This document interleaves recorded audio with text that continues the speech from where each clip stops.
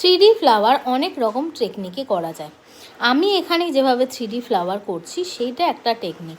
এখানে দেখো ছোট 3D ব্রাশ দিয়ে প্রেস করে করে পেটেলসগুলোকে বসাচ্ছি। তারপরে 3টে পেটেলস হয়ে যাবার পর এখানে দুটো কালার নিচ্ছি, মানে ডুয়াল টোন। মিডিলে একটা ফ্লাওয়ারের মতন করে মিডিলটা ঘুরিয়ে ঘুরিয়ে দেখো সার্কেলের মতন, মানে একটা কমার মতন করে দিচ্ছি, কারণ রোজের মিডিলটা দেখবে সেম এরকমভাবেই থাকে। এরপরে দেখো এর সাথে একটা পাতা করছি। পাতাটাও দেখো একদম গ্রিন দিয়ে করছি, ভীষণই সুন্দর লাগছিল। ফুল ভিডিওটা তোমাদের সাথে তো শেয়ার করবই, শর্ট রিলসের ভিডিওটাও তোমরা দেখে নাও। এখানে কিন্তু ডিটেলসে আমি 3D ফ্লাওয়ারটা কিভাবে করছি দেখাচ্ছি।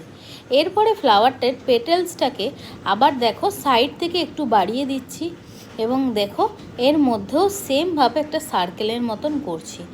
কতটা সুন্দর লাগছে 3D ফ্লাওয়ারটা, আমার তো ভীষণই ভালো লাগছে। তোমাদের কেমন লাগছে তোমরা জানি। আর এই রকম ধরনের ভিডিও দেখার জন্য অবশ্যই কিন্তু আমার এই চ্যানেলটাকে সাবস্ক্রাইব করে রেখো। এখানে দেখো আমি সেম আবার করলাম, সেম পেটেলস করছি আর গোল করে করে একদম সার্কেল করে দিচ্ছি।